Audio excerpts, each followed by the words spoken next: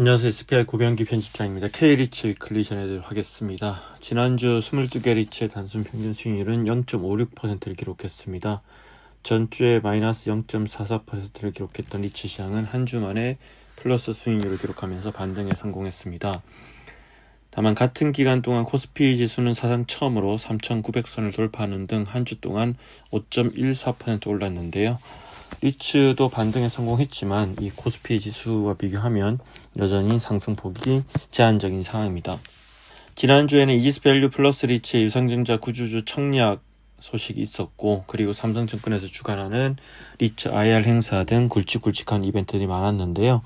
이지스밸류 플러스 리츠는 유정을 성공적으로 마무리했고, 그리고 지난주에는 또 상장지수 펀드 ETF 자금이 유입되면서 한 주 동안 주가가 크게 올랐습니다. 지난주 시장에서 주목했던 거시경제 지표는 미국 소비자 물가 지수인데요.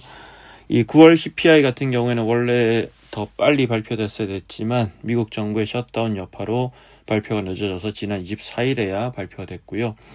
이 대체로 전년 동월 그리고 전원 동월 대비 수치, 그리고 건원 변동성이 큰 식료품과 에너지를 제외한 건원 CPI 수치 모두 시장 예상치를 밑도는 수치가 나왔기 때문에 큰 변수가 되지는 않을 것으로 보이고요.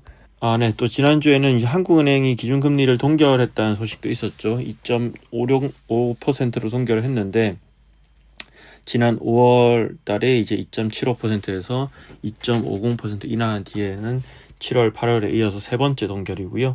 시장에서 예상했던 결과이고, 한국은행은 또 오는 11월에 또 이렇게 금리를 인하할 것이라는 예상이 나오고 있습니다. 이번 주에는 시장에서 주목해야 할 대형 이벤트가 많은데요. 우선 가장 눈길을 끄는 이벤트는 미국과 중국의 정상회담이 있습니다. 도널드 트럼프 미국 대통령과 시진핑 중국 국가주석이 아시아 태평양 경제협력체 정상회의를 계기로 오는 30일 부산에서 정상회담을 열 예정이고, 일단 이 두 정상의 발언 한마디가 시장에 큰 영향을 미치기 때문에 주목해서 볼 필요가 있어 보입니다.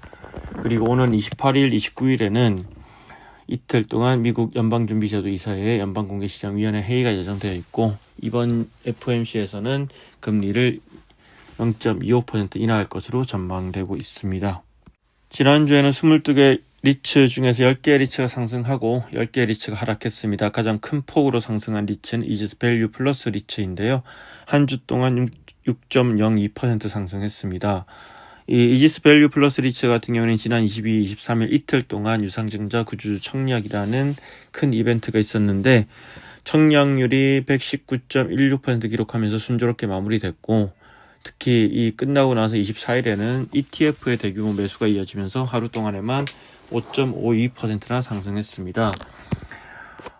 이지스밸류 플러스 리츠 다음으로는 SK 리츠가 3.94% 올라서 두 번째로 상승폭이 컸고, 삼성 FN 리츠도 2.47% 올라서 상승폭이 컸습니다.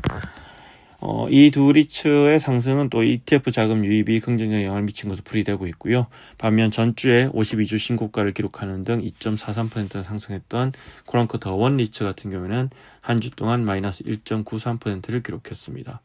지난주에는 삼성증권 주관으로 IR 행사가 이틀 동안 열렸죠. 10개 상장 리츠와 2개 상장 인프라가 참여했는데, 그간 소개되지 않았던 주요 내용 위주로 한번 살펴보면, 일단 신한서브 T&D 리츠의 나인트리 호텔 동대문 매각 계획 같은 경우에는 SPI에서도 지난주에 먼저 한번 소개를 해드렸지만, 이번 IR 자료를 보면 구체적인 일정과 또 이렇게 매각 가정에 따른 특별 배당 추정 금액들이 나와 있고요.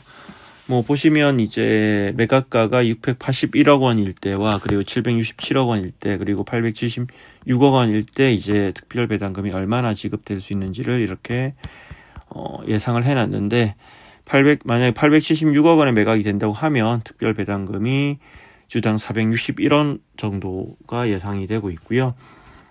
매각은 일단 내년 2분기까지 딜 클로징을 목표로 하고 있고, 그리고 내년 2016년 하반기 결산 이후에 배당금을 지급할 예정입니다. 네, 그리고 신한 알파리츠도 보면 미세하게 기존에 발표했던 자료들과 차이가 있었습니다. 우선 주당 배당금 DPS 가이던스 상향 조정했는데요. 애초 이제 상반기에 이제 신한 알파 리츠 같은 경우에 15기 DPS를 174원으로 제시를 했는데, 이번에 이제 IR 자료에서는 이를 5원 정도 상회하는 179원을 지급할 계획이라고 밝혔고, 이렇게 이제 DPS가 이제 상향 조정된 배경을 보면 올 1, 3분기에 이제 전체 포트폴리오 27%에 해당하는 면적의 임대차 계약을 갱신하거나 신규 계약을 체결하면서 해당 면적에서 임대료 상승이 있었기 때문입니다.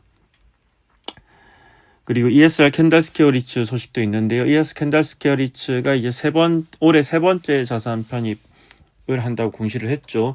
이천 수정리에 위치하고 있는 물류센터이고 721억 원에 인수한다고 공시를 했습니다. 이 물류센터 역시 이제 ESR 캔달스퀘어 자산운용의 펀드로 투자하고 있는 자산인데요. 인수를 하게 되면 이천 물류센터 10이 될 예정이고, 주요 임차인은 DHL과 MG물류입니다. ESR 캔달스퀘어 리츠는 올해 이제 유상증자를 했고, 또 그 유상증자를 한 재원을 바탕으로 세계 자산을 인수를 마무리하고 있습니다. 마지막으로 이지스 레지던스 리츠 소식을 전해드리겠습니다. 이지스 레지던스 리츠의 기초자산인 누리통대 매각이 지난 23일에 완료가 됐습니다.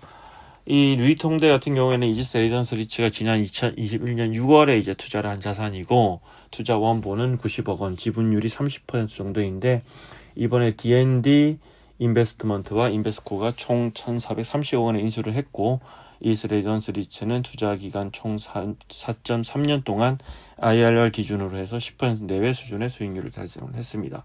그리고 아까 이 10개 리츠가 이 IRR 했다고 말씀드렸는데, 사실 이제 나머지 8개 리츠도 다 이렇게 IR자를 봤는데 새로운 내용은 이제 특별히 있지는 않았습니다. 다만 이제 가장 최근 IR 자료이기 때문에 이 리츠 투자에 관심 많으신 분들은 한 번씩 이렇게 살펴보시면 좋을 것 같습니다. 이상으로 K리츠 위클리 전해드렸습니다. 고맙습니다.